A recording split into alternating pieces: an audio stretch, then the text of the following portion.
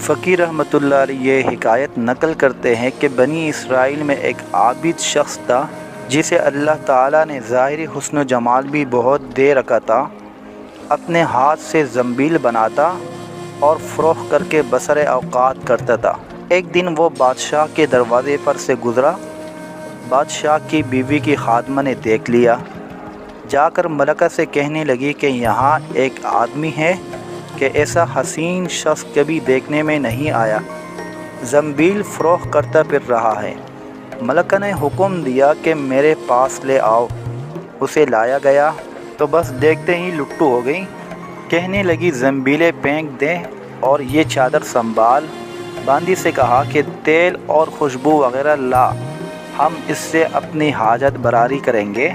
और आबिद से कहने लगी कि अब तुझे ज़ंबीलें बेचने की ज़रूरत नहीं रहेगी।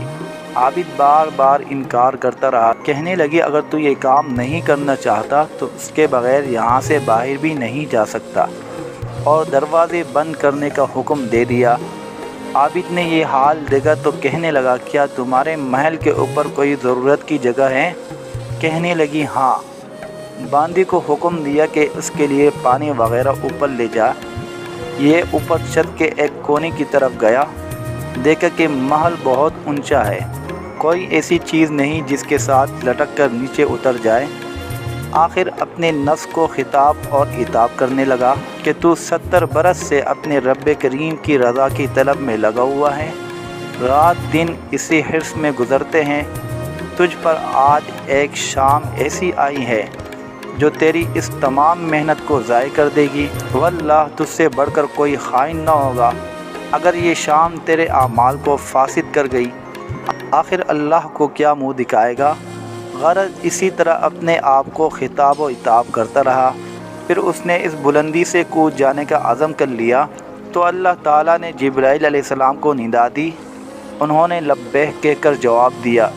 इरशाद हुआ मेरा बंदा मेरी मासियत और नाराज़गी से बचने के लिए जान की बाजी लगा रहा है। जा अपने परों से उसको ताम ले और उसे ज़रा भी तकलीफ़ न होने पाए। चुनांचे जिब्रील अलैहिस्सलाम ने अपना पर फैलाया, उसे पकड़कर यूँ ज़मीन पर रख दिया जैसे एक मेहरबान बाप अपने बेटे को रखता है। तो आबिद वहाँ से सीधा घर गया।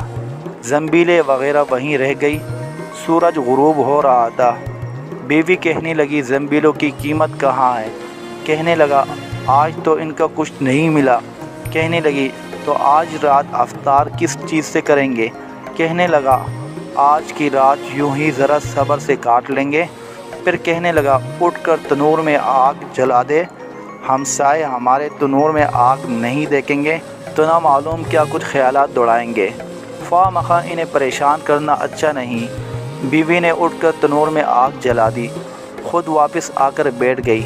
एक पड़ोसन आग लेने को आई, पूछा आग है? जवाब मिला आगे बढ़कर तनूर से ले लो। ये औरत आग लेकर वापस हुई तो घर वाली से कहने लगी कि तू यहाँ बैठी बातें कर रही है, उधर तेरी रोटियाँ पक चुकी हैं बल्कि जलने को है। औरत ने उठकर देखा तो तनूर बेहतरीन रोटियों से भरा हुआ था।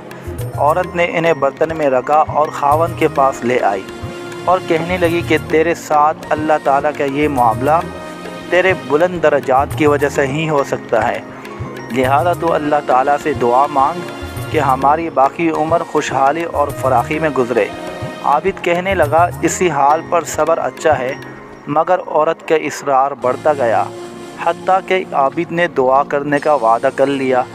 आधी रात को उठकर नमाज़ पढ़ी और अल्लाह ताला से दुआ मांगने लगा कि अल्लाह मेरी बीवी का इसरार और तकाज़ा ये है कि उसको बाकी उम्र खुशहाली और फराखी अता फरमा। इतने में छत फट गई।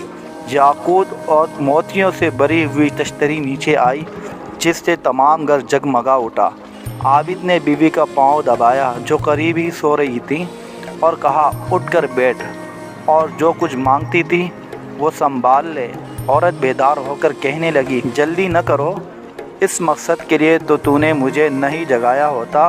मैं ख्वाब देख रही थी। सोने की बहुत सी कुर्सियाँ बिछी हुई हैं जो याकूत और ज़बरजद वगैरह से मुरस्सा है, मगर इनमें सुराख है।